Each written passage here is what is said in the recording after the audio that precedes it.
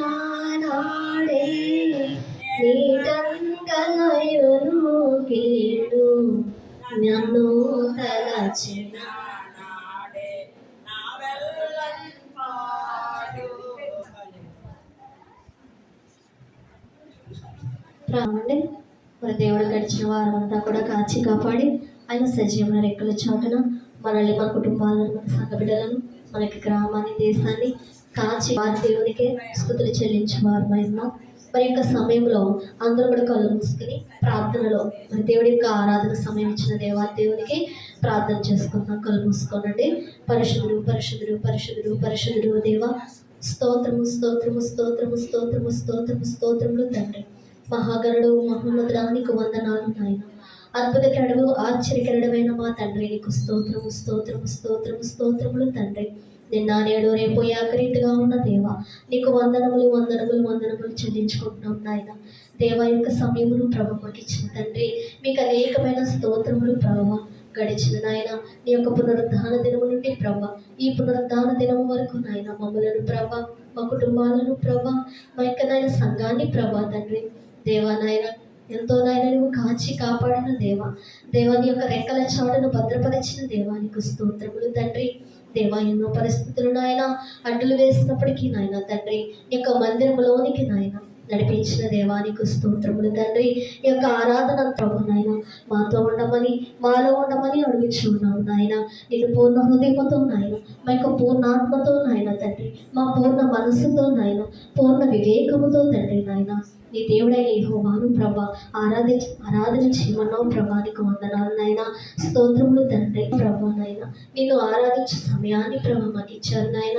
ఈ దినమును ప్రభా నాయన తండ్రి యొక్క మందిరంలో ఉన్న మమ్మలందరినీ కూడా ప్రభా నాయన దర్శించమని అడుగుచున్నాం నాయన.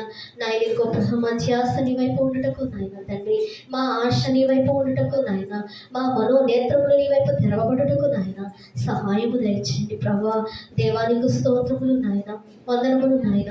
ఇంకా నువ్వు రావాల్సిన వారు ఉంటే ప్రభా నీ ఆరాధనలోనికి నాయన నడిపించుకోమని అడుగుచున్నాము నాయన. నీకు వందనాలు.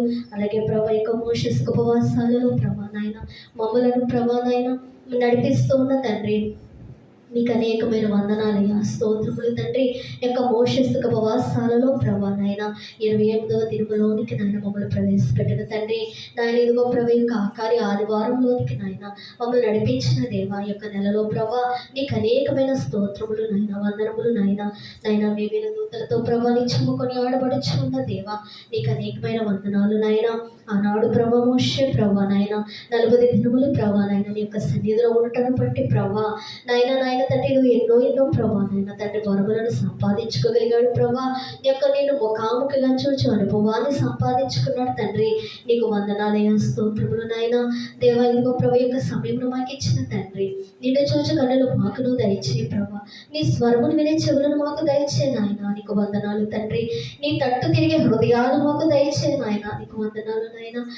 వింటింటి వలన మొత్తం ఐహిక విచారముల వలన ప్రభా నాయన మా యొక్క హృదయములు మందముగా ఉంటున్నాయేమో తండ్రి నాయన. దేవానాయన అటువంటి పరిస్థితి మాలంటే తీసివేసి ప్రభా నాయన దేవానాయన నీకు సమయమునిచ్చి ప్రభా నేను పూర్ణ మనస్సు ఆరాధించు భాగ్యాన్ని ప్రభా, నేను గణపరచు భాగ్యాన్ని నాయన తండ్రి ఇప్పుడు అందరికీ నీ దయచేయమని దేవాదాయ నీకు యొక్క సమయంలో ప్రభా ప్రతి ఒక్కరిని ప్రభా నాయన తండ్రి నాయన నీ యొక్క ఆత్మచేత నాయన నడిపించమని అడుగుచున్నాం. దేవానైనా ప్రారంభం నుంచి నాయన తండ్రి నాయన పాటలలో ప్రభా ఆరాధనలో నాయన నడిపించిన దేవానికి వందనాలు. వాక్య సమయంలోనికి నాయన మేము వెళ్ళి ఉండగా ప్రభా వాక్య ద్వారా మాతో మాట్లాడమని నాయన, వాక్య ద్వారా మమ్మల్ని బలపరచుకొని ప్రభా నాయన వాక్యనాథుడైన యేసుక్రీస్తు వారి పుణ్యనామంలో అడిగి వేడుకొని ప్రార్థన చేసిన తండ్రి, ఆమేన్.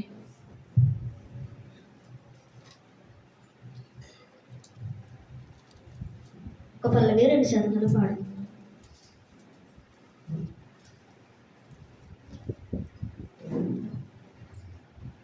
నీ ముఖము మనోహరము, నీ స్వరము మాధుర్యము, నీ పాదాలు అపరిచిమయము. యేసయ్యా నా ప్రాణ ప్రియుడా, మనగలనా నిన్ను వీడి క్షణమైనా. యేసయ్యా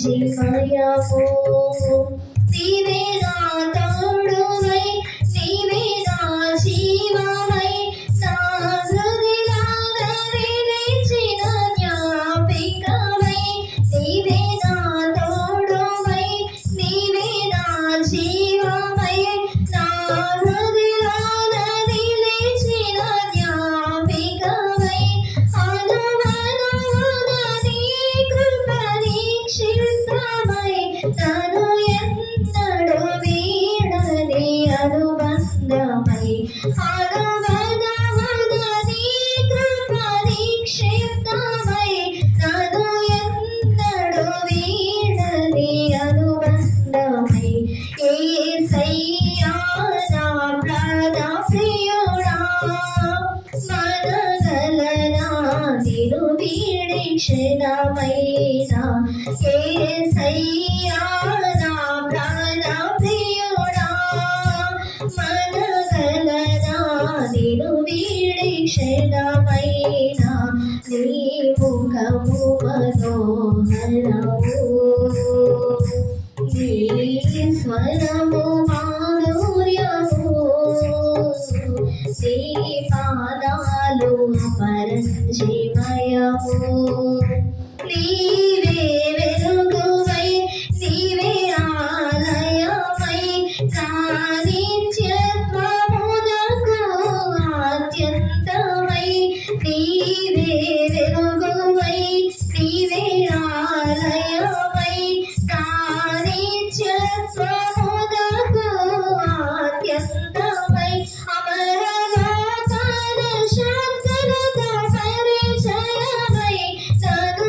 మైమరచినేమి చేసేదను అమరలోకన శాంతనత పరిచయమై నన్ను మైమరచినేమి చేసేదను యేసయ్యా నా ప్రాణ ప్రియుడా మనగలనా నిన్ను వీడి క్షణమైనా యేసయ్యా నా ప్రాణ ప్రియుడా మనగలనా నిన్ను వీడి క్షణమైనా నీ ముఖము మనోహరము నీ స్వరము మాధుర్యము నీ పాదాలు పరంజిమయము నీవే నా శైలమై నీవే నా శృంగమై నా విజయానికి నీవు భుజబలమై నీవే నా శైలమై నీవే నా శృంగమై నా విజయానికి నీవు భుజబలమై అనుక్షణమున శత్రువులకు ప్రత్యక్షమై నన్ను విడదీయనీయక నిన్ను తట్టినావు అనుక్షణమున శత్రువులకు ప్రత్యక్షమై నన్ను విడదీయనీయక నిన్ను తట్టినావు యేసయ్యా నా ప్రాణ ప్రియుడా మనగలనా నిన్ను వీడి క్షణమైనా యేసయ్యా నా ప్రాణ ప్రియుడా మనగలనా నిన్ను వీడి క్షణమైనా నీ ముఖము మనోహరము నీ స్వరము మాధుర్యము నీ పాదాలు పరంజిమయము హల్లెలూయా హల్లెలూయా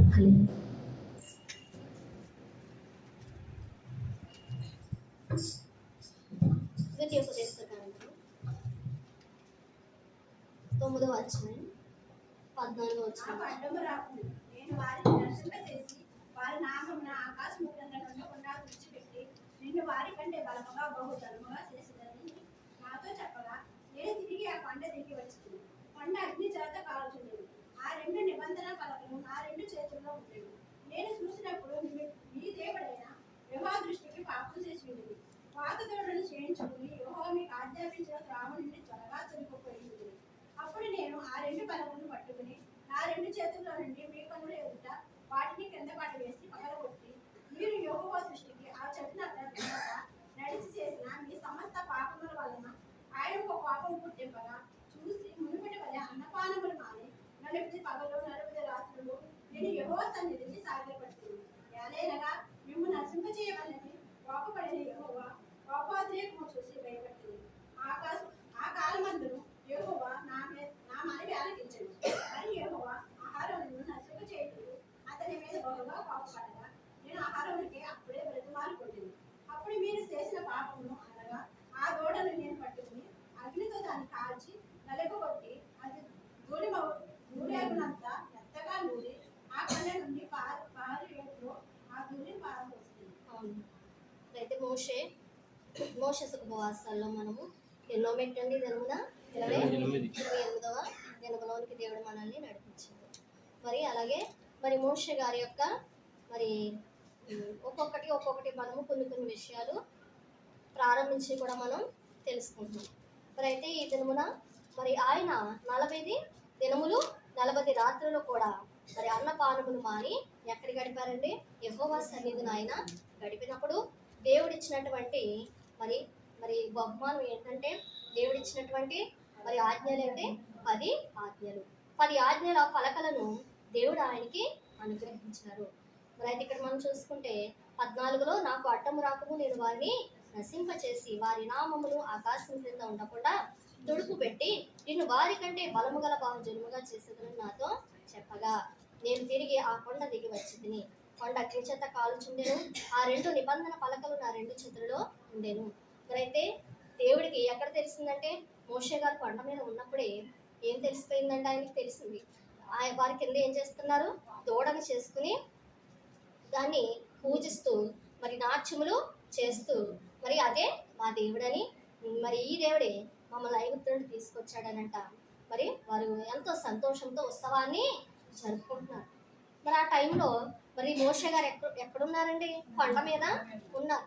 మరి అయితే దేవుని యొక్క సన్నిధిలో ఉన్నారు. ఒక 10 ఆజ్ఞల పలకలు ఆయన చేతికి వచ్చినప్పటికీ ఇంక కిందకి దిగుదామనేటప్పటికి వీరి పని చేశారు కింద. మరి అయితే దేవుడు వారిని చూసి ఏమంటున్నాడండి? మోషే గారితో అక్కడే మాట్లాడుతున్నారు. దేవుని యొక్క సన్నిధి నాకు అడ్డము రాకము నేను వారిని నశింపచేసి వారి నామం ఆకాశం కింద ఉండకుండా దుడ్డుపెట్టి నిన్ను వారి కంటే బలం గల బహుజనముగా చేసేదని నాతో చెప్పగా, మరంటే ఏం చేస్తానంటారని మొత్తాన్ని వారిని అంతటినీ కూడా తుడుపు పెట్టేస్తాను. ఎలాగంటే సోదొమ గొమొర్రా పట్టణాలను తుడుపు పెట్టినట్టుగా నోవహ కాలంలో జల ప్రళయము ద్వారా ఆ జనాంగాన్ని అంతటినీ కూడా తుడుపు పెట్టినట్టుగా మరి ఈ యొక్క జనాంగాన్ని కూడా ఏమన్నాడంటే ఆయన మొత్తం తుడుపు పెట్టేస్తాను. అప్పుడు ఎవరు మాత్రం ఉన్నారు నోవహ కాలంలో? నోవహు తన కుటుంబమే. సోదొమ గొమొర్రా కాలంలో లోతు కుటుంబమే రక్షింపబడింది.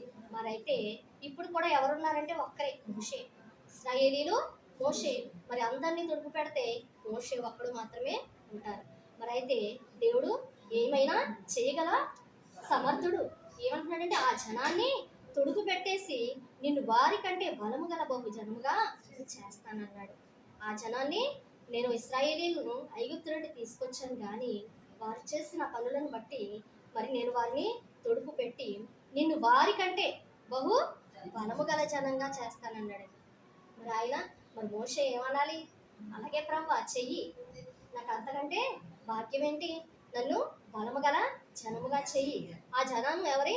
నీకు తిరుగుబాటు ధనముగా ఉన్నారు, నాకు విరోధంగా ఉన్నారు, నాకు విసుగు తెప్పించారు, నీకు విసుగు తెప్పించారయ్యా, వారిని తుడుపు పెట్టాయి. మరి గొప్ప బలము గల బహు జనాన్ని నా కొరకు మరి నువ్వు పుట్టించగల దేవుడు అని మోషే గారు అనాలి. కానీ ఆయన ఏమన్నారండి? మరి అయితే కొండ దిగి ఆయన కిందకు వచ్చారంట. మరి ఆ రెండు నిబంధన పలకలు నా రెండు చేతుల్లో ఉండేను. 16వ వచనం చదువుకుందాం. నేను చూసినప్పుడు మీరు మీ దేవుడైన యెహోవా దృష్టికి పాపము చేసి ఉంటిరి. పోతదూడను చేయించుకొని యెహోవా మీకు ఆజ్ఞాపించిన త్రోవ నుండి త్వరగా తొలగిపోయి ఉంటిరి. అప్పుడు నేను ఆ రెండు పలకలను పట్టుకొని నా రెండు చేతుల నుండి మీ కళ్ళ ఎదుట వాటిని కింద పడవేసి పగలగొట్టి మీరు యెహోవా దృష్టికి ఆ చెడు నడత నడిచి చేసిన మీ సమస్త పాపముల వలన ఆయనకు కోపము పుట్టింపగా చూచి మునుపటి వలె అన్నపానములు మాని 40 పగలు 40 రాత్రులు నేను యెహోవా సన్నిధి సాగిలపడుతుంది. అయితే మరి కిందకి ఆయన దిగివచ్చారు మోషే గారు. మీరు చేసింది ఏంటని ఆయన అహరోను చేశాడన్నారు. మరి అహరోను ఏమన్నాడండి? వీరందరూ కూడా నన్ను బలవంతం పెట్టారు, వీరి యొక్క బంగారాన్ని అంతా కూడా ఇచ్చి నన్ను ఒక పోతదూడను చేయమన్నారని మరి అహరోను చెప్తారు. మరి అయితే ఇదంతా కూడా చూసిన మోషేకి ఏం కలిగిందండి? చాలా కోపం వచ్చి ఆయన సంపాదించాడు. ఎంత కష్టపడితే 10 ఆజ్ఞల పలకలు వచ్చాయి. 40 రాత్రులు 40 పగలు ఉపవాసం ఉన్నాడంట. అన్నం తినలేదు, మరి నీరు త్రాగలేదు, నిద్ర లేదు. మరి అంతగా కష్టపడితే గాని దేవుడు ఆ 10 ఆజ్ఞలు ఆయన చేతికిచ్చాడు. అంతగా కష్టపడి సన్నిధిలో సంపాదించుకున్నాడు. ఏంటంటే 10 ఆజ్ఞలనే పలకలు. మరి అందుకే సన్నిధి చేసినప్పుడు మరి దేవుని యొక్క ముఖాముఖిగా చూసి దేవారాత్రులు కూడా ఆయన సన్నిధిలో గడిపినందుకు దేవుడు ఆయన వట్టి చేతులతో పంపాడా అంటే పంపలేదు. 10 ఆజ్ఞలు పలకలని ఇచ్చి మరి ఆయన ఇవి ఆజ్ఞలని మరి తన యొక్క హృదయంలో నుంచి వచ్చినటువంటి ఆ 10 ఆజ్ఞలను కూడా దేవుడు మోషే గారికి ఇచ్చారంటండి. ఆయన 10 ఆజ్ఞలు కూడా ఇవ్వాలని తలంపు మరి ఆయన హృదయంలో నుంచి వచ్చినటువంటి మాటలవి. మరి ఆ 10 ఆజ్ఞలు కూడా ఆయన పట్టుకుని కిందకు వచ్చేసరికి వీరు ఇలా చేసినప్పుడు మరి ఆ కోపము బట్టి 10 ఆజ్ఞల పలకలను కూడా ఆయన పగలగొట్టేశారు. మరి పగలగొట్టినప్పుడు దేవుడు మరి అతని వెంటనే కూడా ఏం చేయాలని మోషే గారి మీద కూడా దేవుని యొక్క ఉగ్రత రావాల్సిందే. కానీ మోషే గారిని కూడా దేవుడు క్షమించారు. ఎందుకంటే రాత్రి అయ్యగారు రాశారు, అతను మాత్రం పలకలు మాత్రమే పగలగొట్టాడంటే కానీ తన హృదయంలో ముద్రింపబడిన ఆజ్ఞలు అయినా చెరపకోలేదు. ఎక్కడండి ఇప్పుడు వాక్యం మన హృదయంలో ఉంటే దాన్ని ఎవరైనా చెరపగలరా? చెరపలేదు. బైబిల్ మాత్రం ఇది నీ చేతిలో ఉండడానికి వీళ్ళది, దీన్ని లాక్కోగలరు. కానీ ఎవరైనా మన హృదయంలో ముద్రింపబడిపోయిన వాటిని ఎవరు కూడా చెరపలేదు. మరి అయితే మోషే గారి హృదయంలో కూడా ఎలా ఉన్నాయంటే 10 ఆజ్ఞలు కూడా అవి ముద్రింపబడిపోయి తండ్రి చెప్పినప్పుడే అవి ఒక్కో ఆజ్ఞ కూడా ఆయన రాసుకున్నారంట. అలాగే ఆయన హృదయంలో అవి ముద్రింపబడినాయి. మరి అయ్యగారు రాత్రి పాటలో రాశారు, 10 ఆజ్ఞలు ఆయన పగలగొట్టాడే కానీ పలకలు మాత్రమే పగలగొట్టాడు, కానీ మరి ఆజ్ఞలు మాత్రం ఆయన హృదయంలో ఉన్నాయి. అవి అయినా పగలగొట్టలేదు. దేవుడిచ్చిన ఆజ్ఞలు భద్రపరుచుకున్నాడు, వాటిని భద్రంగా ఉంచుకున్నాడు, హృదయంలో పవిత్రంగా కాపాడుకున్నాడు కదండి. పగలగొట్టింది మాత్రము పలకలు మాత్రమే. అది కూడా వారు చేసినటువంటి పనులను బట్టి ఆయనకి కోపం వచ్చి వాటిని పగలగొట్టేశారు. మరి అయితే అందుకని మోషే గారి మీద అంటే దేవుడు ఏ మాత్రం కూడా కోపము చూపలేదు. నేను ఇచ్చిన ఆజ్ఞలను పగలగొడతామని ఆయన అసలు కోపము పడవలసింది. కానీ అయితే అహరోనును కూడా ఏం చేయాలనుకున్నారంటే దేవుని ఉగ్రత అహరోను మీద కూడా వచ్చింది. అయితే అహరోను విషయమై ఇశ్రాయేలీల విషయమై మోషే ఏం చేశారండి? దేవుణ్ణి బ్రతిమలాడుకున్నారు. నువ్వు అబ్రహాము, ఇస్సాకు, యాకోబులు మరి కాలంలో నిలిచిన వాగ్దానాన్ని జ్ఞాపకం చేసుకొని ఆయన నువ్వేమన్నా విస్తారంగా ఆ యొక్క జనాంగాన్ని నువ్వు విస్తరింపచేస్తానన్నావు. మరి ఇసుక రేణువుల వలె వారిని విస్తరింపచేస్తానన్నావు. మరి నువ్వు యొక్క వాగ్దానం తప్పు అయితే మరి ఇది కూడా తప్పే కదా. నువ్వు నన్ను నడిపించింది తప్పు అవుతుంది, ఇశ్రాయేలును నడిపించింది తప్పు అవుతుంది కదా ప్రభువా. మరి వీరిని ఎందుకు నువ్వు నశింపచేస్తానంటున్నావు? నువ్వు ఇచ్చిన వాగ్దానము నిజము, నువ్వు నడిపించుకున్నది నిజము కాబట్టి అని దేవుని యొక్క సన్నిధిలో ఏం చేశారంటే మోషే గారు బ్రతిమలాడుకున్నారంట. ఆయన ఇచ్చిన వాగ్దానాన్ని గుర్తు చేసుకుంటూ మరి మోషే గారు ఎన్నోసార్లు మరి ఇశ్రాయేలీయులకు ఏమన్నారండి? అడ్డుపడ్డారంట. అడ్డుపడి వారి మీదకి దేవుని యొక్క ఉగ్రత రాకుండా కాపాడాడు. ఏమంటే కొత్త జనాంగాన్ని పుట్టిస్తానన్నాడు. వారికంటే బలము గల జనాంగాన్ని నీ కొరకు నేను పుట్టిస్తాను, నీకెందుకు వారిని నేను తుడుపు పెడతానని అన్నప్పుడు కానీ ఆయన ఒప్పుకోలేదు. ఒక పాపి యేసుక్రీస్తు ప్రభు కూడా నశించిన దానిని వెనక్కి రక్షించడానికి వచ్చాడు ఆయన.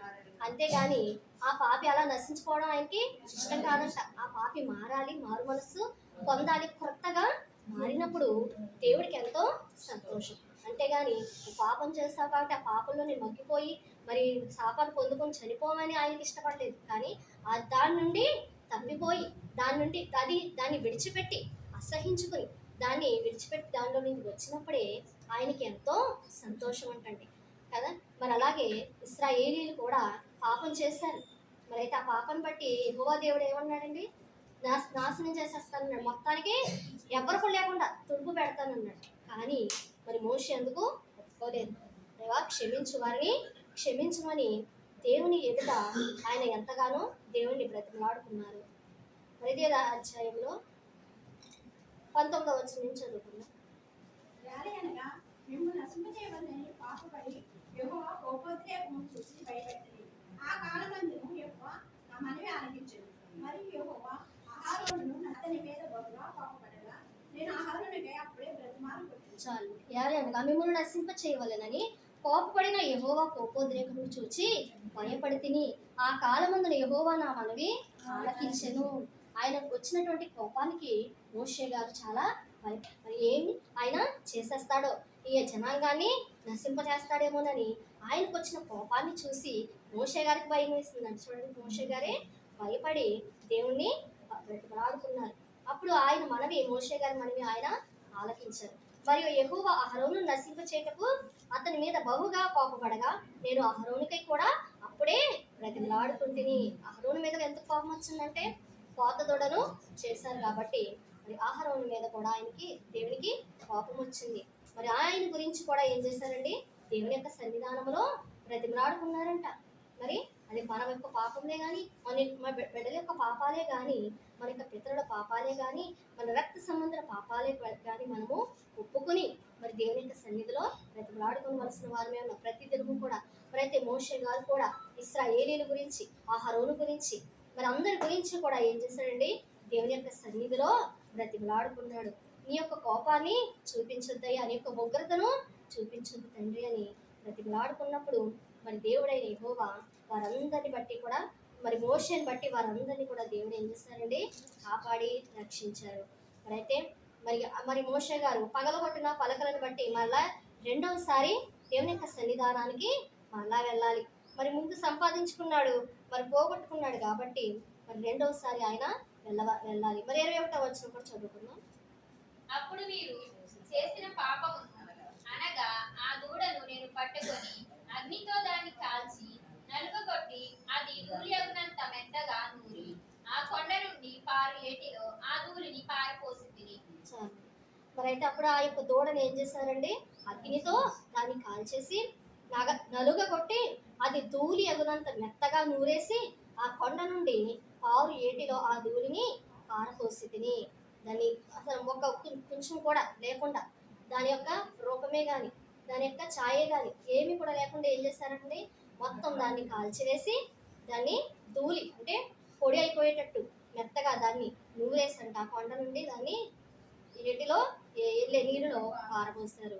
అది అలాగా నీటిలో నుంచి అది వెళ్ళిపోయింది. అప్పుడు దేవుడు ఇచ్చిన వాగ్దాన దేశానికి మళ్ళా మరి మోషే గారి మీద ఆయన కనికరం, ఇశ్రాయేలీయుల మీద ఆయన కనికరము కలిగింది. మరలా ఆయన దేవుని యొక్క సన్నిధానానికి వెళ్ళడానికి సిద్ధపడుతూ ఉన్నాడు. 23 నుంచి చదువుకుందాం. యెహోవా మీరు వెళ్ళి నేను మీకు ఇచ్చిన దేశమును స్వరుడని చెప్పి కాదేషు బర్నాయాలో నుండి మిమ్మును పంపినప్పుడు మీరు మీ దేవుడైన యెహోవాను నమ్ముకొనక ఆయన నోటి మాటకు తిరగబడితిరి. ఆయన మాటను వినలేదు.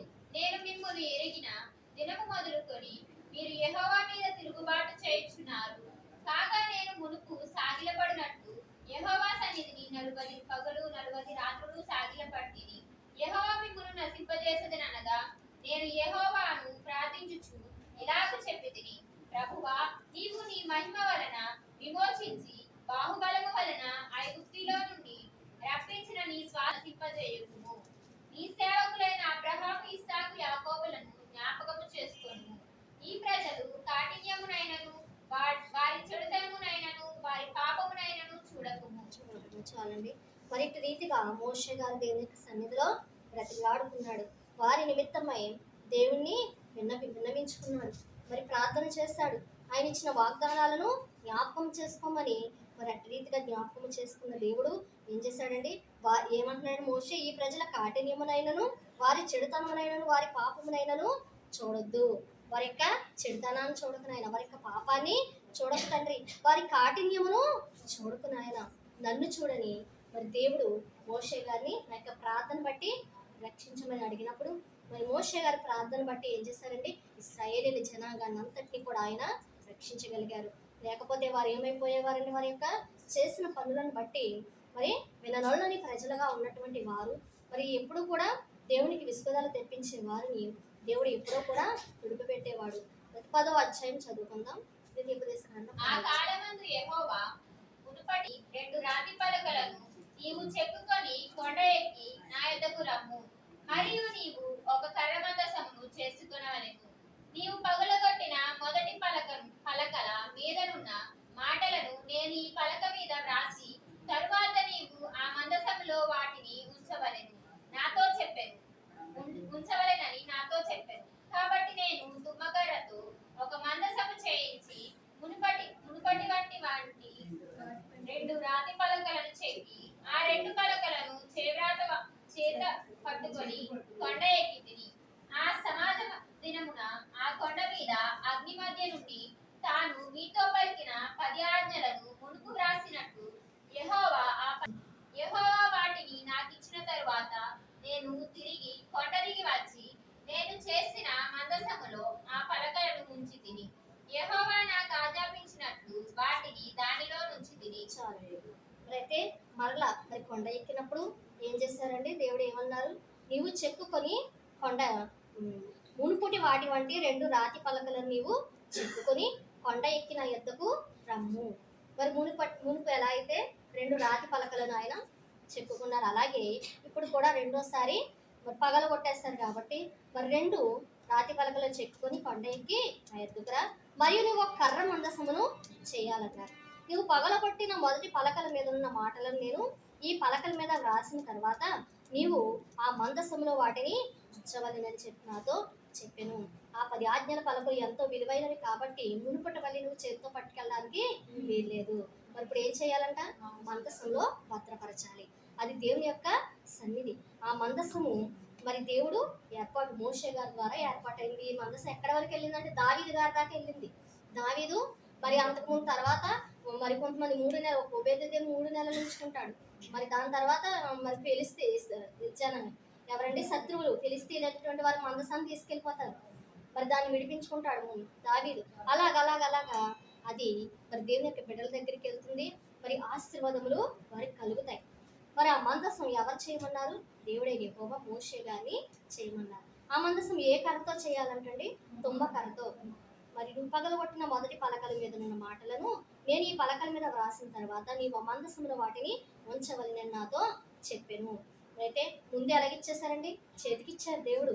కానీ మరి అతను ఎప్పుడైతే పగలగొట్టాడు దానికి బహు జాగ్రత్తగా ఇప్పుడు రెండోసారి జాగ్రత్త వహించారు. ఏంటంటే అవి మరి పవిత్రమైనవి కాబట్టి, అవి గొప్పవి కాబట్టి, ఆయన రాసి ఇచ్చారు కాబట్టి నువ్వు వాటిని చేతులతో పట్టుకెళ్ళడానికి ఇంకా వీల్లేదు. ముందు ఒక అవకాశం ఇచ్చాడు, కానీ మోషే గారు పగలగొట్టారు కాబట్టి మరి ఎంతటి తన భక్తులైనప్పటికీ కూడా ఆయన ఆజ్ఞలను పాటించకపోతే, ఆయన విధులను పాటించకపోతే మరి దేవుడు ఊరుకోడు కదండి. మరి తన బిడ్డకి మోషే కుమారుడికి సున్నతి చేయలేదని మోషేని ఏం చేయాలనుకున్నారని దేవుడు చంపాలని చూసుకున్నారు. ఏర్పాట్లో ఉన్న మోషేనే దేవుడు చంపాలని, ఎందుకంటే తన కుమారుడికి సున్నతి చేయలేదనేసి. అయితే ఎప్పుడైతే సున్నతి చేశారో తన భార్య చేసిందో అప్పుడు మోషే గారు దేవుడు కాపాడాడు. మరైతే ఇప్పుడు ఈ రాతి పలకలను ఏం చేయమన్నారండి? మందసంలో ఉంచాలన్నారు. వాటిని ఉంచమని నాతో చెప్పిన కాబట్టి నేను తుమ్మకర్రతో ఒక మందసమును చేయించి మునుపటి వాటి వంటి 2 రాతి పలకలను చెక్కి ఆ 2 పలకలను చేత పట్టుకుని కొండ ఎక్కి తిని. ఏమేం పట్టుకెళ్ళాడంటే కొండపైకి తుమ్మకర్రతో చేశాడు. మరి దేవుడు తుమ్మకర్రతోనే చేయమన్నారు మందసాన్ని. మరి తుమ్మకర్రతో మందసం చేశారు. మరి అయితే చేసిన తర్వాత మరి 2 రాతి పలకలను కూడా చెప్పుకుని వాటన్నిటిని పట్టుకుని కొండ ఎక్కారు. 4వ వచనం చదువుకుందాం. ఆ సమాజమందున ఆ కొండ మీద ఎక్కి తాను మీతో కలిగిన 10 ఆజ్ఞలు ముందు రాసినట్టు యెహోవా ఆ పలక మీద రాసింది. యెహోవా వాటిని నాకిచ్చిన తర్వాత నేను తిరిగి కొండ దిగి వచ్చి నేను చేసిన మందసములో ఆ పలకలు ఉంచి తిని. యెహోవా నాకు ఆజ్ఞాపించినట్టు వాటిని దానిలో ఉంచుతుంది. చాలు. మరి అయితే పలకలైతే పగిలిపోయాయి, ఏమయ్యాయండి? ఆజ్ఞలు ఆయన ఇచ్చిన ఆజ్ఞలు ముందు ఇచ్చారు కదా మోషే గారికి, అవి మాత్రము చెరిగిపోలేదు. అవే మళ్ళీ అయితే పలకలైతే పగిలిపోయి కదా, ఆజ్ఞలు కూడా కొత్త ఆజ్ఞలు వస్తాయి అనుకుంటే లేదు. మరి ముందు ఇచ్చిన ఆజ్ఞలు మోషే హృదయంలో ఉన్నాయి. మరి అలాగే తర్వాత కూడా సేమ్ అదే ఆజ్ఞలను దేవుడు మరి మీతో పలికిన 10 ఆజ్ఞలు మునుపు రాసినట్టు యెహోవా ఆ పలకల మీద రాసెను. ముందైతే ఎలాగైతే ఆయన రాశారో ఇప్పుడు కూడా అలాగే రాశారంట. యెహోవా వాటిని నాకు ఇచ్చిన తర్వాత నేను తిరిగి కొండ దిగి వచ్చి నేను చేసిన మందసంలో ఆ పలకలను ఉంచి తిని యెహోవా నాకు ఆజ్ఞాపించినట్లు వాటిని దానిలో ఉంచి తిని. మరి ఈ రీతిగా మరి దేవుడైన యెహోవా మరలా రెండో అవకాశాన్ని మోషే గారికి ఇచ్చారు. మరి మోషే మరలా మునుపటి వలె 40 రాత్రి పగళ్ళు అన్నపానములు మాని మరి అక్కడికి ఎన్నిసార్లు అండి? 80 సార్లు. 80 సార్లు ఆయన మరి ఉపవాస ప్రార్థన సన్నిధిలో గడిపాడు దేవునితో. ముందు ఎంత కష్టపడ్డాడో, ఎంత కష్టపడితే ఆ ఆజ్ఞను సంపాదించుకున్నాడో అతనికి తెలుసు కాబట్టి మరలా మునుపటి వలె నేను అలాగే అన్నపానములు మాని మరి దివారాత్రులు కూడా దేవుని యొక్క సన్నిధిలో సాగిలపడ్డానని చెప్తున్నాడు. మరి అలా సాగిలపడడం బట్టి మరలా దేవుడు ఏం చేశారండి? మరి 10 ఆజ్ఞలని పలకలను ఆయన ఇచ్చాడు. మందసం ఈసారి ఏమొచ్చిందంటే మందసాన్ని దేవుడు దాన్ని మరి మోషే గారే తయారు చేసి తీసుకెళ్లారు. ఆ యొక్క మందసము మరి 10 ఆజ్ఞల పలకలు ఆయన చేతితో రాసిన 10 ఆజ్ఞల పలకలు కూడా అందులో ఉండటం బట్టి ఆ మందసం ఎంతో దీవెనకరముగా ఉంది. ఆ మందసం అంటే ఏంటండి? దేవుని యొక్క సన్నిధే. ఆ సన్నిధే ఆ మందసంలో ఉంది కాబట్టి ఆ మందసాన్ని ఎవరి గృహంలో అయితే పెట్టుకునేవారో ఆ గృహస్థులు చాలా ఆశీర్వదింపబడేవారంట. మరి దేవుడు మందసము కాబట్టి మరి ఇప్పుడు ఆ మందసము కూడా మరి ఎక్కడ ఉందో, మరుగైపోయిందో మరి మరి తెలుసుకుంటున్నారు. అంటే మందసం మరి దేవుని యొక్క సన్నిధిలో ఉంది కాబట్టి మరి ఆయన చేసిన మందసము మరి ఉందని కూడా అంటారు. మరి అటువంటి గొప్ప దేవుడు ఆయన చేసిన కార్యాలన్నీ కూడా రుజువై ఉన్నాయి. ఎర్ర సముద్రము కూడా 2 పాయలుగా చేశాడు దేవుడు. మరి అది కూడా రుజువైంది. మరి ఐగుప్తీయులను ఆ ఎర్ర సముద్రంలో ముంచివేశాడు. అది కూడా రుజువైంది. ఇవన్నీ కూడా ఆయన చేసిన కార్యాలన్నీ కూడా యథార్థమైనవి. అయితే మత్తయి సువార్త చదువుకుందాం. మత్తయి సువార్త 4వ అధ్యాయం. అప్పుడు వారి చేత శోధింపబడుటకు ఆత్మ వలన అరణ్యమునకు కొనుక్కోబడింది. 40 దినములు 40 రాత్రులు ఉపవాసముండిన పిమ్మట ఆయన ఆకలిగొనగా ఆ శోధకుడు ఆయన యొద్దకు వచ్చి, నీవు దేవుని కుమారుడవైతే ఈ రాళ్ళు వృద్ధులగునట్లు ఆజ్ఞాపించమనెను. అందుకాయన, మనుషుడు రొట్టె వలన మాత్రము కాదు గాని దేవుని నోట నుండి వచ్చు ప్రతి మాట వలనను జీవించును అని రాయబడి ఉన్నదనెను.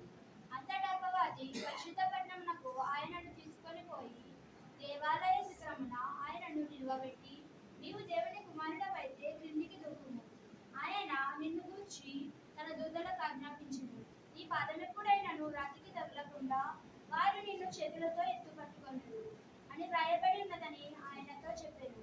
అందుకు యేసు, ప్రభువైన నీ దేవుని నీవు శోధింపవలదని మరి ఒక చోట వ్రాయబడి ఉన్నదని వానితో చెప్పారు. మరలా అపవాది మిగుల ఎత్తైన యొక్క కొండ మీదకి ఆయనను తొడుకొని పోయి, ఈ లోక రాజ్యములన్నిటినీ వాటి మైనకు చూపి, నీవు సాగిలపడి నాకు నమస్కారము చేసిన ఎడల వీటినన్నిటినీ నీకు ఇచ్చేదనని ఆయనతో చెప్పగా, యేసు వానితో, సాతానా పొమ్ము, ప్రభువైన నీ దేవునికి మొక్కి ఆయనను మాత్రము సేవింపవలెను అని వ్రాయబడి ఉన్నదని.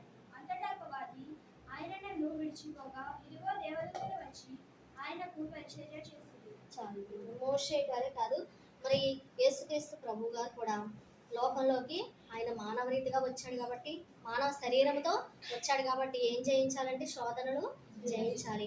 మరి అపవాదిని జయించాలి, లోకాన్ని జయించాలి, శరీరాన్ని, లోకాన్ని, మరి అపవాదిని, సాతాన్ని మరి జయించాలి. కాబట్టి ఆయన కూడా బాప్తిస్మం తీసుకున్న వెంటనే ఏం చేశారండి? 40 రాత్రి పగళ్ళు మరి అరణ్యంలోకి ఆయన ఉపవాస దినము చేయడానికి అరణ్యంలోనికి ఆయన వెళ్ళారు. ఆ దినమున మోషే గారు ఎలా అయితే చేశారో 10 ఆజ్ఞల పలకలను ఆయన సంపాదించారో, మరి దేవుడిచ్చే వరములను పొందుకున్నారు. మరి యేసుక్రీస్తు ప్రభువు కూడా మరి దేవుడు కూడా ఏం చేశారండి? ఆయన దేవుడుగా వచ్చాడని అనుకోలేదు కానీ, నేను దేవుని కదా అని అనుకోలేదు కానీ ఏం చేశారంటే 40 దినములు కూడా ఆయన ఉపవాసం ఉన్నారు. ఉపవాస ప్రార్థన చేసిన వెంటనే అపవాది ఆయన యొద్దకు వచ్చి శోధించినప్పుడు మరి సాతాన్ని ఎదిరించగల శక్తిని దేవుడు ఆయనకి ఇచ్చారు. తండ్రి కుమారుడుకు ఇచ్చారు. ఆ శక్తిని ఎలా పొందుకున్నారు? మరి సాతాన్ని వాక్యం ద్వారా ప్రతి మాటకు కూడా ఆయన మరి ఏం చేస్తారండి? వాక్యం ద్వారానే దాన్ని గద్దించి తరిమి కొట్టగల శక్తిని పొందుకున్నారు యేసుక్రీస్తు ప్రభు వారు. మరి ఆయన ఎందుకని అంటే 40 దినములు కూడా ఆయన ఉపవాస ప్రార్థన చేసినప్పుడు మరి గొప్ప శక్తిని, పరిశుద్ధాత్మ శక్తిని ఆయన పొందుకున్నారు. మరి మారు మనసు పొందిన మరి వెంటనే కూడా ప్రభు అయిన యేసుక్రీస్తు వారు కూడా ఏం చేశారండి? 40 దినములు ఉపవాసం ఉన్నారు. ఉపవాసం చేసిన వెంటనే అపవాది శోధించడానికి వచ్చినప్పుడు దాన్ని ఏం చేయగలిగారు? దాన్ని తరిమి కొట్టగలిగే శక్తిని ఉపవాస ప్రార్థన ద్వారా యేసు ప్రభు వారు కూడా సంపాదించుకున్నారు. కొరింథీయులకు రాసిన మొదటి పత్రిక 10వ అధ్యాయం చదువుకున్నాం. సహోదరుడా, ఈ సంగతి నీకు తెలియకుండా నష్టం లేదు. అదేదనగా భక్తులందరూ మేఘం కింద ఉండి, వారందరూ సముద్రంలో నడిచిపోయి, అందరూ మోషేలోకి మేఘంలోను సముద్రంలో బాప్తిసం పొంది, అందరూ ఆత్మ సంబంధమైన ఒకే ఆహారం భుజించి, అందరూ ఆత్మ సంబంధమైన ఒకే పానీయము పానం చేసి, ఏలయనగా తమను వెంబడించిన ఆత్మ సంబంధమైన బండలను ఆ బండ క్రీస్తే అయితే వారిలో ఎక్కడ నుంచి దేవుని ఇష్టలుగా ఉండకపోదు కనుక అరణ్యంలో సంహరించబడి చాలండి. మరి సహోదరులారా, ఈ సంగతి మీకు తెలియకుండా నాకు ఇష్టం. అదేదనగా మన పితరులందరూ మేఘం క్రింద ఉండిరి, వారందరూ సముద్రంలో నడిచిపోయిరి, అందరూ మోషేను బట్టి మేఘములోను సముద్రంలోను బాప్తిస్మము పొందిరి.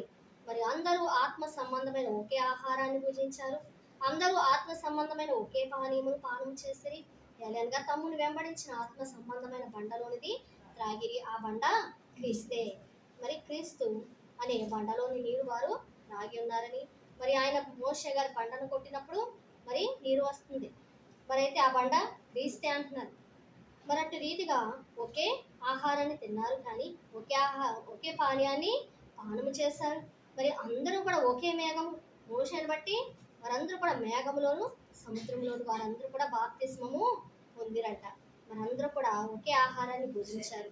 మరి అయితే ఎక్కడ తప్పిపోయారంటే 5వ వచనంలో, అయితే వారిలో ఎక్కువ మంది దేవునికి ఇష్టలుగా ఉండకపోయారు కనుక అరణ్యంలో సంహరింపబడిరి. మరి అందరూ కూడా దేవునికి ఇష్టలుగా ఉండలేకపోయారట. మరి ఏం అయ్యారండి? అరణ్యంలో సంహరింపబడ్డారు. వారు ఆశించిన ప్రకారం మనము చెడ్డవాటిని ఆశించకున్నట్లు ఈ సంగతులు మనకు దృష్టాంతములుగా ఉన్నవి. మరి వారు ఆశించిన ప్రకారం ఏం ఆశించారండి? ఉన్నదానికంటే దేవుడిచ్చిన దానికంటే మరి ఎక్కువగాను ఆశించారు. మరి ఈ ఆహారం మాకు అసహ్యంగా ఉందన్నారు. మరి దేవుడు ఇచ్చిన వారికి నచ్చలేదు. మరి దేవుడి మీదే తిరుగుబాటు చేశారు. మోషే మీదే కాదు కానీ దేవుడి మీదే వారు తిరుగుబాటు చేసి ఏం చేసి పడ్డారండి? మరి వారందరూ కూడా కొంతమంది సంహరింపబడ్డారు కూడా. మరి అయితే వారి వలె మనము చెడ్డవాటిని ఆశించుకుంటున్నట్లు ఈ సంగతులు మనకు దృష్టాంతములుగా ఉన్నవి. మనకి మరి వారి వలె మనం కూడా ఉండకూడదని మనకి ఒక పాఠముగా చెప్తున్నారని అపోస్తలుడు పౌలు చెప్తున్నారు.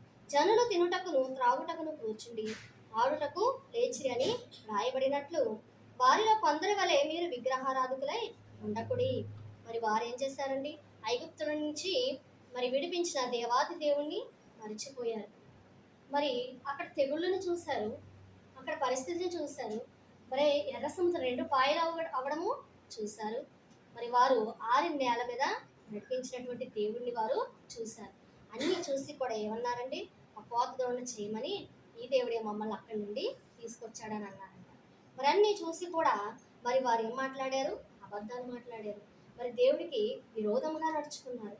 మరి అయితే మరి అట్టి రీతిగా విగ్రహారాధకులై ఉండకూడదు. అంటే మనం కూడా విగ్రహారాధన అంటే మరి కళ్ళుతో చూసేది, మరి చెవితో వినేవి, ఇవన్నీ మనకి మరి విగ్రహారాధనతోనే సంబంధం అవుతాయంట. విగ్రహారాధకులే మనం ఉండకూడదు. నీ దేవుడైన యెహోవాను నేను తప్ప వేరొక దేవుడు నీకు ఉండకూడదు అన్నారు ఆయన. పైన ఆకాశం అందే కానీ కింద భూమి అందే కానీ భూమి కింద ఎడయందే కానీ దేని రూపమునైనా నీవు చేసుకొనకూడదు, వాటికి సాగిన పడకూడదు, వాటిని పూజింపకూడదని దేవుడైన యెహోవా మొదటి ఆజ్ఞ. ఆయన ఇచ్చిన 10 ఆజ్ఞలలో మొదటి ఆజ్ఞ అదే. మరి అదే వారు మీరారు. రాత్రి పాఠంలో ఉంది, అయ్యగారు కూడా రాశారు. వారు ఆజ్ఞలో ఉన్న ఆజ్ఞ మొదటి ఆజ్ఞ వారు మీరిపోయారని అని అయ్యగారు రాశారు. అయితే వారు ఏం చేస్తారంటే దేవుడైన యెహోవాను మర్చిపోయారు, ఆయన చేసిన అద్భుతాలను మర్చిపోయారు, కళ్ళతో చూసినవి, చెవులతో విన్నవి, మరి ఇవన్నీ కూడా వారు మర్చిపోయి విగ్రహారాధికులుగా వారు మారిపోయారు. మరి అయితే మరియు వారి వల్ల మనం వ్యభిచరింపక ఉండము. మరలా ఏమయ్యారంటే వారు వ్యభిచారులుగా కూడా మారిపోయారు. ఇశ్రాయేలీలు వ్యభిచారులు అయిపోయారు. మరి ఇక్కడ మనకు ఉంటుంది సంఖ్యాకాండము 25వ అధ్యాయం, సంఖ్యాకాండం 25వ అధ్యాయం 9వ వచనం. 24,000 మంది ఆ తెగులు చేత చనిపోయిరి. అప్పుడు యెహోవా మోషేకు ఇలాగ ఆజ్ఞ ఇచ్చెను,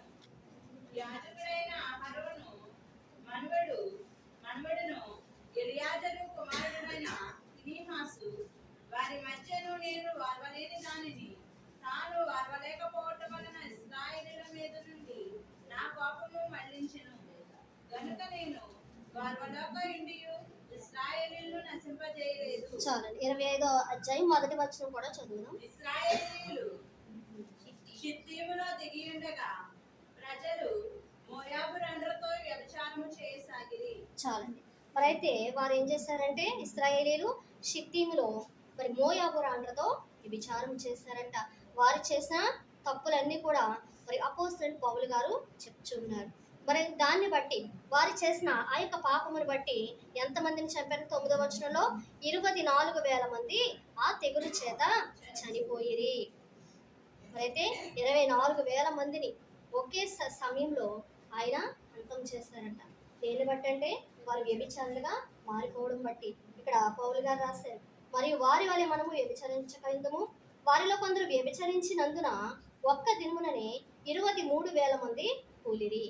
మరి ఇలా 23,000 మంది అని రాశారు. అక్కడైతే మనకి 24,000 మంది 24,000 మంది అని అక్కడ రాయబడి ఉంది సంఖ్యాకాండంలో. అయితే మరి ఆ ఒక్క దినముననే ఏం చేశారండి? వారు వ్యభిచరించినందున 23,000 మంది ఒక్క దినమునే చనిపోయారు. మనము ప్రభువును శోధింపక ఉందుము. ప్రభువును శోధింపక ఉందుము. వారిలో కొందరు శోధించి సర్పము వలన నశించిరి. మరి దేవుని శోధించడం వల్ల మరి ఏం చేస్తారు? ఇంకొక తెగులు సర్పం వల్ల కూడా చనిపోయిన వారు ఉన్నారు చాలా మంది. ప్రతి మీరు సనుగుపడి వారిలో కొందరు సనికి సంహారకుని చేత నశించారు. సనగడం వల్ల సంహారకుని చేత నశించారట. ఈ సంగతులు దృష్టాంతములుగా వారికి సంభవించి యుగాంతమందున్న మనకు బుద్ధి కలుగుటకై రాయబడిను. మరి యుగాంతమందున్న మనలకి బుద్ధి చెప్తున్నారు అపోస్తలుడు పౌలు. వారి యొక్క తప్పిదములను ఇక్కడ చూపించి మనలో ఉన్న తప్పిదములను వారి తప్పిదములను సరి చేసుకుని మరి మన యొక్క లోపాలను మరి మన యొక్క పాపములను మరి మన యొక్క పాపపు నైజముల వేడన్నిటిని కూడా సరి చేసుకోవడానికి అవి ఇవి కూడా ఇక్కడ మనకి చూపిస్తూ ఉన్నారు. మరి వారు అలా చేయడం బట్టి వారు అలా నశించారు. అయితే దీన్ని బట్టి మనము బుద్ధితో కలిగిన వారమై యుగాంతమందున్న మనకు బుద్ధి కలుగుటకై రాయబడెను. తాను నిలుచున్నానని తలంచుకున్నవాడు పడకుండానట్లు జాగ్రత్తగా చూచుకొనవలెను. నిల్చున్నానులే అనుకుంటాం, సరిగ్గా ఉన్నాంలే అనుకుంటాం, కరెక్ట్గా నడుచుకుంటున్నాంలే అనుకుంటాం, కానీ మనం పడిపోకుండా జాగ్రత్తగా చూచుకొనవలెను. మరి ఇవన్నీ కూడా ఇశ్రాయేలీయుల ఎడల మరి దేవుడు వారి యొక్క పాపములను బట్టి మరి వారిని ఎటు రీతిగా శిక్షించారో మరి ఇవన్నీ కూడా దేవుడు మనకి మరి అపోస్తలుడు పౌలు గారు మనకి రాసి చూపిస్తూ ఉన్నారు. మరి ఈ యుగాంతమందున్న మనకు వారి యొక్క సంఘటనలన్నీ కూడా ఎలా ఉన్నాయండి? మరి బుద్ధి చెప్పేలాగా ఉన్నాయంట. మరి వీటిని మనము చూసుకున్నప్పుడు మరి పౌలు గారు వాటన్నిటినీ తీసుకొచ్చి మరి కొరింథీయులకు రాసిన పత్రికలో మనకి చూపిస్తూ ఉన్నారు. మరి ఇటు వాక్యము ద్వారా దేవుడు మనలందరినీ కూడా సరిచేసి బలపరిచి దేవుని యొక్క సన్నిధానంలో ఆయన ఇచ్చే బహుమానములను పొందుకునే భాగ్యం మనందరికీ దయచేయును గాక. ఆమేన్. ప్రార్థన చేస్తాం. పరిశుద్ధ దేవానికి వందనాలయ్యా. స్తుతులు స్తుతులు స్తుతులు తండ్రి. స్తోత్రము స్తోత్రము స్తోత్రము ప్రభా. నాద సత్య స్వరూపి నీకు వందనాలు నాయన. దయగల దేవా, కృపగల తండ్రి నీకు వందనాలు తండ్రి. మమ్మల్ని మిక్కిలిగా ప్రేమించుచున్న ప్రభా, మా పరలోకమందున సింహాసనశీలుడా, ధవలవర్ణుడా, రత్నవర్ణుడా నీకు వందనాలయ్యా. స్తోత్రములు ప్రభా. మోషే గారు ప్రభా 40 దినములు ప్రభా నాయన నీ సన్నిధానములో ప్రభా అన్నపానములు మాని నిద్రాహారాలు మాని ప్రభా నాయన నీ సన్నిధిలో గడిపినప్పుడు నీ యొక్క ముఖాముఖిగా నిన్ను చూసినప్పుడు ప్రభా నాయన నీ సన్నిధిలో ప్రభా గడిపినప్పుడు ప్రార్థన చేసినప్పుడు సాగిలపడినప్పుడు ప్రభా నాయన 10 ఆజ్ఞల పలకలను నాయన నువ్వు ఇచ్చావు ప్రభా. నీ చేతితో రాసిచ్చావు నాయన. నీకు అయితే ప్రభా వాటిని నాయన పగలగొట్టినప్పుడు ప్రభా మరలా మునిపటి వలె నాయన యొక్క సన్నిధిలో సాగిలి పడ్డాడు ప్రభా. అవును ప్రభా, మాకును నాయన అనేకమైన మేలు మీరు ఇచ్చారు ప్రభా, అనేకమైన ఆశీర్వాదములు ఇచ్చారు ప్రభా. వాటిని పోగొట్టుకున్న వారముగా మేము ఉన్నామేమో తండ్రి. మరలా మేము సంపాదించుకుని భాగ్యం మాకు దయచే నాయన నీకు వందనాలు తండ్రి. మేము పోగొట్టుకున్న వాటిని ప్రభా మరలా మేము పొందుకోవాలి తండ్రి. నీకు స్తోత్రములు ప్రభా. దేవాలైన సన్నిధిలో ప్రభా ఎదుగు భాగ్యము నాయన ఫలించు భాగ్యమును నాయన మాకు అనుగ్రహించమని అడుగుచున్నాము తండ్రి. నీకు వందనాలు నాయన. దేవటి రీతిగా ప్రభా నాయన నీ యొక్క కోపము నాయన ఇశ్రాయేలీయుల మీద రగులుకొనినప్పుడు ప్రభా ఆ యొక్క జనాంగాన్ని ప్రభా నాయన ఎవ్వరు కూడా లేకుండా ప్రభా తుడుపు పెడతానన్నప్పుడు నాయన మోషే గారి యొక్క సన్నిధిలో ప్రభా ప్రతిమలాడుకున్నారు నాయన. సాగిలి పడ్డవారు ప్రభా నీకు వందనాలు నాయన.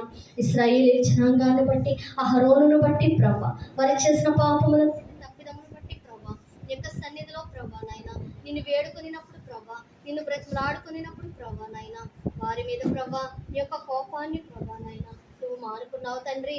వారి మీద నీ యొక్క ఉగ్రతను మానుకున్నావు నాయన. నీకు స్తోత్రములు తండ్రి. మరి అదే అట్టే రీతిగా ప్రభా నాయన తండ్రి దేవనైనా కొరింథీయులకు రాసిన పత్రికలో ప్రభా మాకు నాయన పౌలు గారి ద్వారా నాయన తండ్రి రచించినటువంటి మాటలను ప్రభా మాకు ఇచ్చినటువంటి మాటలు ప్రభా నీకు వందనాలు. ఇశ్రాయేలుని నడిపించిన రీతిని ప్రభా మాకు తెలియజేసిన దేవానికి స్తోత్రములు ప్రభా నాయన. మరి వారి యొక్క పాపములను బట్టి ప్రభా మరి యొక్క పాపదయచమును బట్టి తండ్రి మీరు అనేక సార్లు నాయన వారిని మీరు సంహరించారు నాయన. అనేక సార్లు వారికి బుద్ధి వచ్చేలా చేస్తారు ప్రభా దేవా నాయన. మరి అయితే ఈ కాలమందు యుగాంతమందున్న మాకు కూడా ప్రభా నాయన బుద్ధి కలగడానికి ప్రభా నీ యొక్క వాక్యాన్ని ప్రభా నీ యొక్క మాటలను ప్రభా మాకు చూపించిన దేవా మాకు అందించిన దేవా నీకు స్తోత్రములు ప్రభా. నీ యొక్క వాక్యము ప్రభా నాయన ఖడ్గము వంటిదని సెలవిచ్చిన నాయన నీకు స్తోత్రములు ప్రభా. ఈ దినమును ప్రభా మాలో ఉన్న వాటిని కూడా ప్రభా ఇశ్రాయేలీల వలె ప్రభా వారి వలె ప్రభా మేము నాయన నీకు ఆయాసకరముగా ఉండకుండా ప్రభా నీపై తిరుగుబాటు చేసే వారముగా కాకుండా ప్రభా దేవా నాయన నీకు లోబడే వారముగా నాయన దేవాని యొక్క నీ సన్నిధిలో ప్రభు ఎదుగు ఫలించే వాక్యము గల వారముగా నాయన నిన్ను ప్రార్థించే వారముగా మోషే వలె నాయన నీ యొక్క సన్నిధిలో ప్రభా మా పాపాలను ప్రభా మా బిడ్డల పాపాలు నాయన మా పితరుల పాపాలను ఒప్పుకుని ప్రభా సాగిల పడే వారిగా నాయన మమ్మల్ని తీర్చిదిద్దామని అడుగుచున్నాం నాయన. నీకు వందనాలు నాయన. స్తోత్రములు చెల్లిస్తూ ఉన్నాం ప్రభా. ఇక సన్నిధిలో ఉండటను బట్టి ప్రభా మోషే గారిని ఉట్టి చేతులతో పంపలేదు నాయన. 10 ఆజ్ఞలు పలకలను నాయన నీ చేతితో రాసిచ్చినటువంటి వాటిని ప్రభా సంపాదించుకున్నాడు నాయన. వాటిని ఇశ్రాయేలీలందరికీ కూడా ప్రభా మాకును ప్రభా ఈ దినమును ప్రభా తెలియజేస్తారు ప్రభా. నీకు స్తోత్రములు తండ్రి నాయన. ఇంక వాటిని బట్టి నీకు వందనాలు నాయన. స్తోత్రములు. అలాగే ప్రభా ఇదిగో ప్రభా యొక్క 40 దినంలో కూడా ప్రభా నీ సన్నిధిలో మోషేసు ఉపవాసాల్లో ప్రభా పాలు పొందుకుంటున్నారు తండ్రి దేవాలగే నాయన. నీ సన్నిధిలో ఉంటున్న బిడ్డలను ప్రభా నాయన నీ యొక్క సన్నిధానమునకు వచ్చిన బిడ్డలను ప్రభా నీ వట్టి చేతులతో ప్రభా పంపేవాడు కాదు నాయన. నీకు వందనాలు. నీ దీవెనలు ప్రభా నీ ఆశీర్వాదములు ప్రభా నాయన మాకు ఇచ్చే దేవుడుగా ఉన్నారు ప్రభా. నీకు స్తోత్రములు తండ్రి. అట్టి రీతిగా ప్రభా మేమును ప్రభా మోషే వలె ప్రభా నాయన సంపాదించుకునే భాగ్యాన్ని నిన్ను అడిగి సంపాదించుకునే భాగ్యాన్ని మాకు దయచేయమని దేవా కూడి వచ్చిన ప్రతి ఒక్కరిని ప్రభానైనా దీవించి ఆశీర్వదించమని యేసుక్రీస్తు వారి పుణ్యనామంలో అడిగి వేడుకుని ప్రార్థన చేసిన తండ్రి ఆమేన్.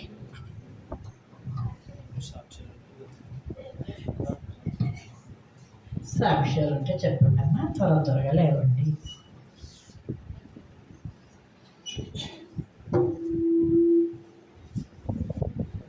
సాక్ష్యం ఉంటే లేవండి అమ్మా.